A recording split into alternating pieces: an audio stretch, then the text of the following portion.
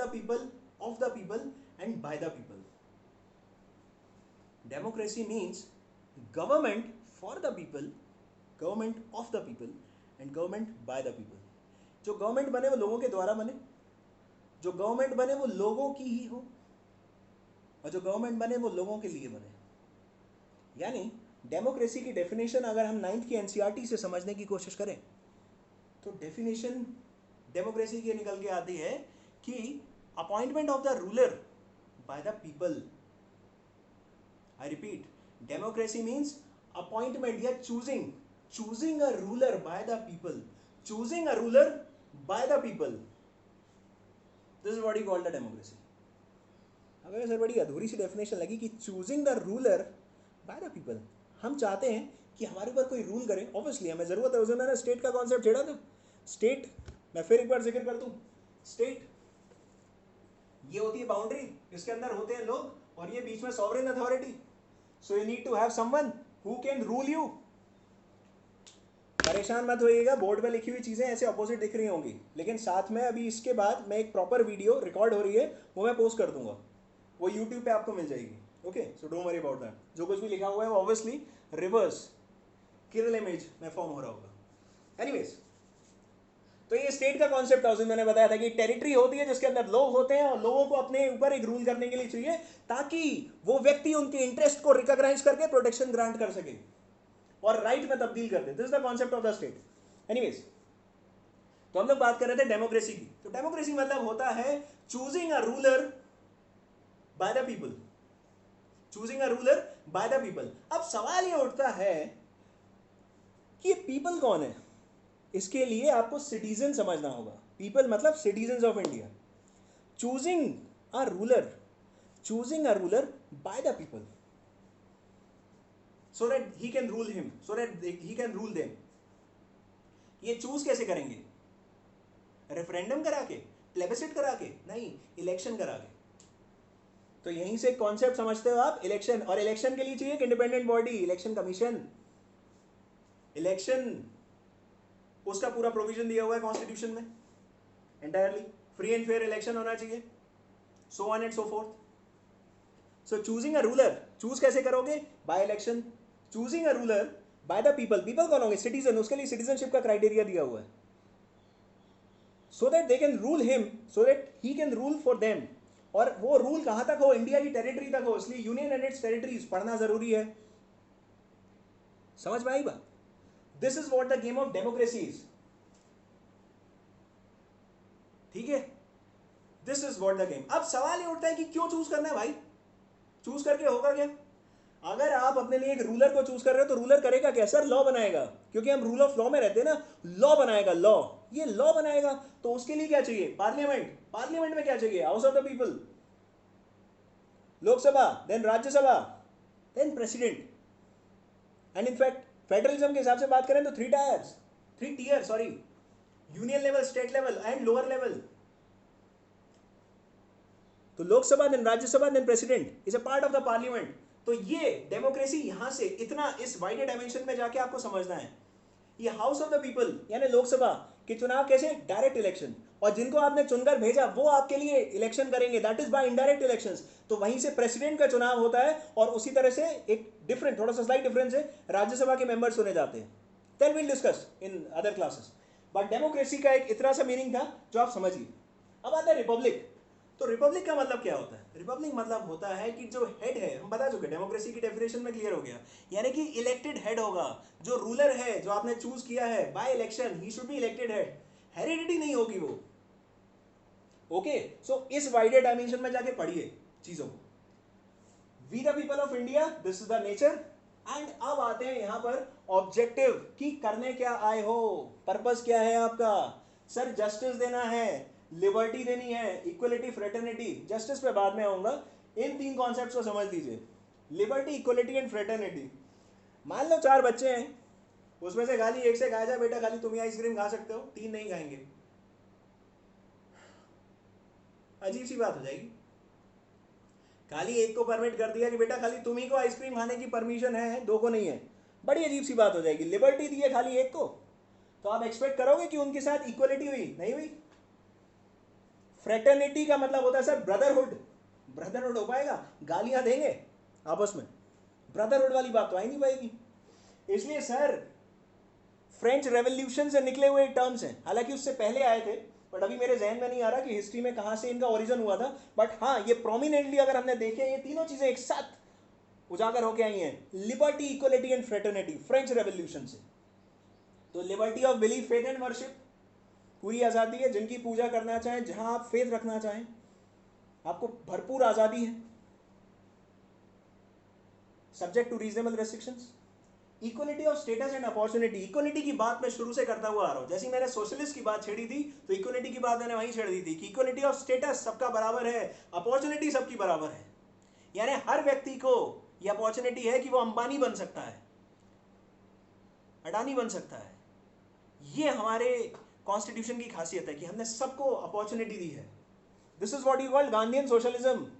जो लोग अभी जुड़े हैं, प्लीज एक बार शुरू से देख लीजिएगा, इन कॉन्सेप्ट पे हम लोगों ने काफी डिटेल में बात करी थी। Anyways, fraternity, brotherhood, fraternity assuring the dignity of the individual and unity and integrity of the nation. मैंने यूनिटी और इंटीग्रिटी दोनों की बात करी। So unity of the nation, unity and integrity, fraternity means brotherhood. तो अगर आपने सर लिबर्टी दी है तो आपको इक्वलिटी भी देनी पड़ेगी, और अगर आपने लिबर्टी दी है तो आपको सर इक्वलिटी भी देनी होगी। तो और उसी के साथ साथ फ्रेटर्निटी आएगी, और जब ये तीन चीजें दे देंगे तब जस्टिस स्टैब्लिश हो पाएगा।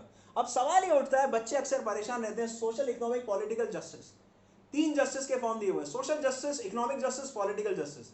सर हमारी जो सोसाइटी है ना, अब जो मैं बोलने जा रहा हूं ध्यान से सुनना, जो सोसाइटी है ना वो जनरली चार चीजों से, चार पिलर से मिलकर बनी है। एक सोशल ऑर्डर है, एक इकोनॉमिक ऑर्डर है, एक पॉलिटिकल ऑर्डर है, और एक कल्चरल ऑर्डर है, जिसे रिलीजियस ऑर्डर आप कह सकते हैं। बस ये चार चीजें हैं सोसाइटी की। और सोसाइटी इवॉल्विंग नेचर की है, ऑर्गेनिक सोसाइटी है, ये सोसाइटी चेंज हो रही है, इसीलिए अमेंडमेंट का प्रोविजन है। समझ रहे हैं इस बात को? Society is ever changing, therefore there is a provision of amendment. Amendment का प्रोविजन तो एक और कारण से है कॉन्स्टिट्यूशन में कि कल जाके रिवोल्ट या रेवोल्यूशन ना आ जाए, इसलिए 368 है। क्योंकि सर सोसाइटी चेंज हो रही है, social order, economic order, political order and religious order change हो रहा है टाइम के साथ। तो यहीं से ही डिमांड्स बढ़ती हैं। इस चीज में मैं नेक्स्ट वीडियो पे बात करूंगा डिटेल में। एनीवेज, तो सोशल, इकोनॉमिक, पॉलिटिकल जस्टिस यहीं से कोरिलेट करने की कोशिश कीजिएगा। अब सवाल ये उठता है कि जस्टिस का मतलब क्या होता है यार? बहुत सुनते आ रहे हैं, बहुत टाइम से सुन रहे हैं जस्टिस, लेकिन exactly what do you mean by the term justice? तो जस्टिस का मतलब सिंपल सा हो जाता है restoration of rights and in some cases establishment of the rights. Third gender का राइट एस्टैब्लिश कर देना, 377 को एक नए डायमेंशन के साथ ले आना, रिस्टोरेशन ऑफ द राइट्स। ये रिस्टोरेशन ऑफ राइट का मतलब क्या हुआ? एक कॉज ऑफ एक्शन हो जाता है। कॉज ऑफ एक्शन मतलब रॉन्ग, रॉन्ग मतलब violation of right, violation of right मतलब डिसरिस्पेक्ट ऑफ राइट। अच्छा, कॉज ऑफ एक्शन मतलब रॉन्ग, रॉन्ग का मतलब disrespect of right, violation of right. अब ये रॉन्ग के कई सारे ब्रॉडर मीनिंग, एग्जाम्पल्स आप समझ सकते हैं। मैं जस्टिस समझाने की कोशिश कर रहा हूँ। जस्टिस, जस्टिस मतलब रिस्टोरेशन ऑफ द राइट। बचपन में स्कूल में पिटते थे या आपस में लड़ाई हो जाती थी तो प्रिंसिपल के पास जाते थे या टीचर्स के पास जाते थे। वही वही सिस्टम यहाँ पर लगा दिया गया है और जस्टिस की बात करी जा रही है। तो वो वही सेम मॉडल है, वो बड़े लेवल पर लागू हुआ है। तो मैं बता रहा था आपको कॉज ऑफ एक्शन, सीपीसी जब पढ़ते हैं तो कॉज ऑफ एक्शन पढ़ना बहुत जरूरी है। ऑब्वियसली कॉज ऑफ एक्शन मतलब रॉन्ग, मतलब वॉयलेशन ऑफ राइट, मतलब डिसरिस्पेक्ट ऑफ राइट। एग्जाम्पल्स देंगे सर कॉज ऑफ एक्शन के? हाँ, टॉर्ट, ब्रीच ऑफ कॉन्ट्रैक्ट,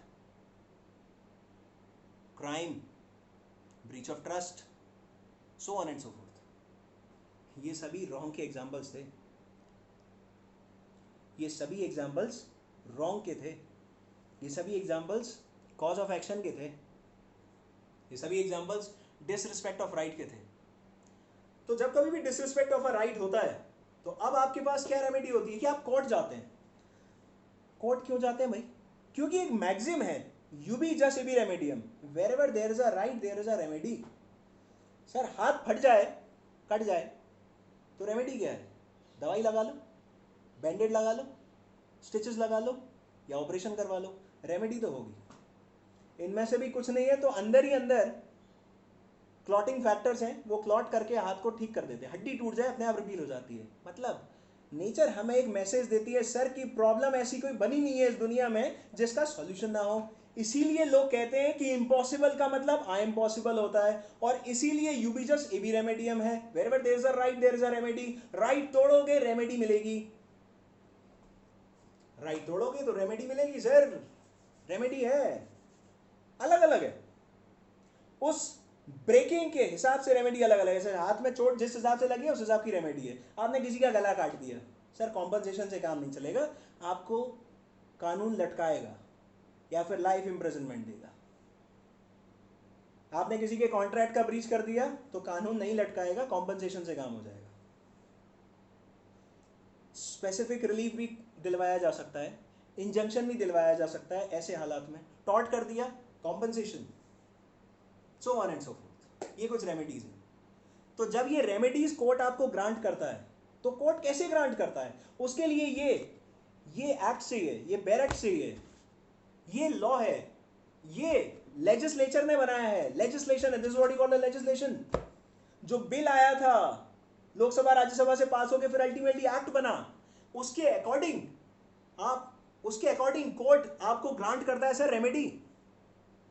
तो रेमेडी ग्रांट जैसी आपको होती है तो वो जो राइट आपके टूटे थे वो जुड़ जाते हैं, जो राइट आपके टूटे थे वो जुड़ जाते हैं। और उन्हीं राइट्स को जुड़ना, उसी रिस्टोरेशन को सर हम जस्टिस कहते हैं। That is what you call the justice. अब आप कहोगे सर कोई मर गया तो वो व्यक्ति तो वापस नहीं आ सकता, सही बात है। मेरे एक स्टूडेंट ने एक बार एक क्वेश्चन पूछा था, बड़ा अच्छा क्वेश्चन था, अनफॉर्चुनेटली मैं आंसर नहीं दे पाया था,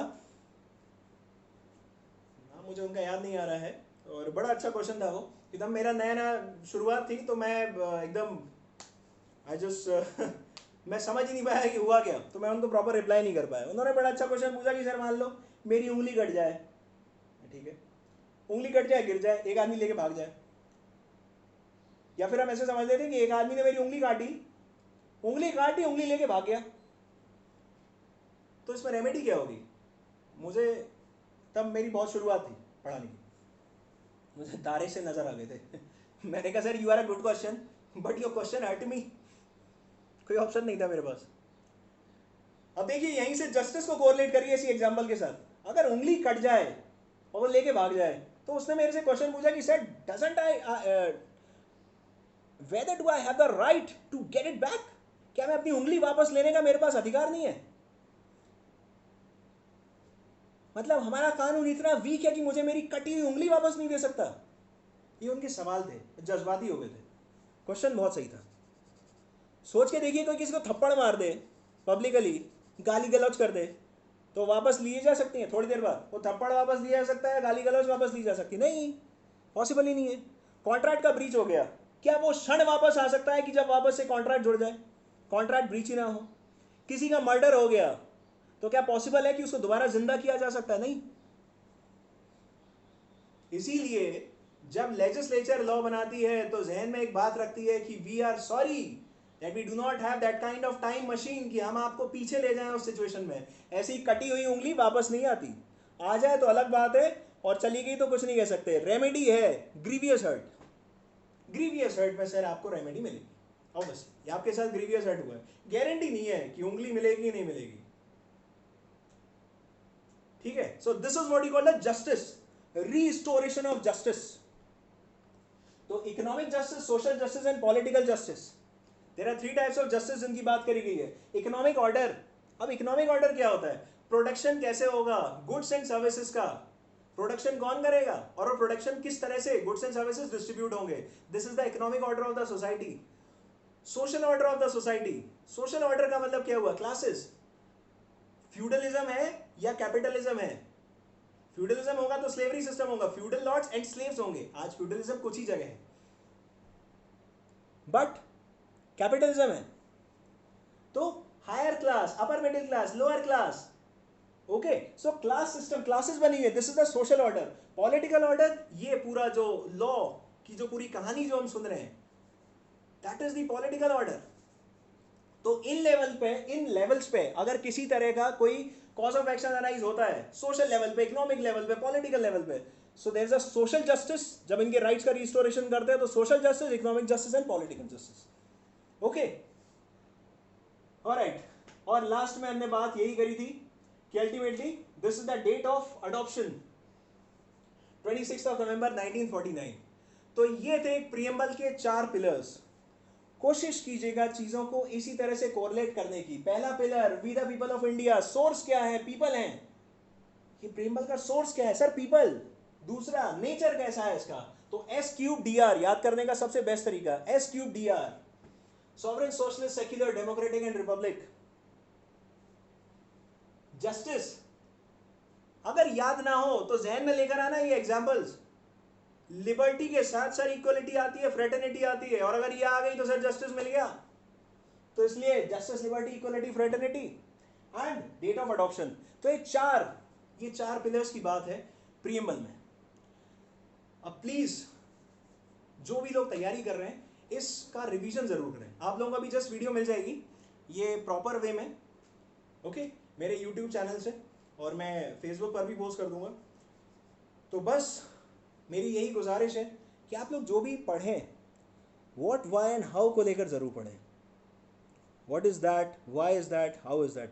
किसी टीचर की जरूरत नहीं पड़ेगी. सेल्फ डिपेंडेंस ऐसे ही आएगा. और मैं बार बार एक ही बात बोलता हूँ, स्टूडेंट्स को जनरली 2 ही तरह की प्रॉब्लम्स फेस करते हैं. या तो अटेंशन इधर उधर जाता है जब पढ़ने बैठते हैं, या फिर नींद आ जाती है. And you be just be remedial. Wherever there is a right, there is a remedy. Remedy की बात मैं कर चुका. मेडिटेशन, प्लीज मेडिटेशन जरूर करें. शारीरिक समस्याएं, सामाजिक समस्याएं, पारिवारिक समस्याएं, हमें पढ़ने में बस सर प्रॉब्लम आ रही है, अपनी लाइफ में कुछ गोल अचीव करने में प्रॉब्लम आ रही है, गोल नहीं समझ में आ रहा है, दुविधा की सिचुएशन है, लेकिन योद्धा बनना चाहते हैं, तो सर समाधान एक ही है, मेडिटेशन. मैन ऑफ टेम्परामेंट बनना चाहते हैं, करेजियस बनना चाहते हैं, सर समाधान एक ही है, मेडिटेशन. सहज योग, बार बार बोलता हूं और बोलता रहूंगा. प्लीज, इतनी सारी बातें हमने पढ़ी, ये सब रेशनैलिटी के बेसिस पे थी, कनेक्टिविटी के बेसिस पे थी. तो यहां पर भी एक बार आजमा के देखो ना. अगर कोई चीज, अगर कोई व्यक्ति बताए तो एक रेशनैलिटी के साथ अडॉप्ट करना चाहिए. ऐसे ही नहीं मान लेना चाहिए कि हाँ ठीक है बता दिया चलो मान लेते हैं. नहीं, कभी नहीं भैया, सॉरी. आजमाओ, एक्सपेरिमेंट करो, फिर देखो कि वाकई किसी चीज में दम है या नहीं है.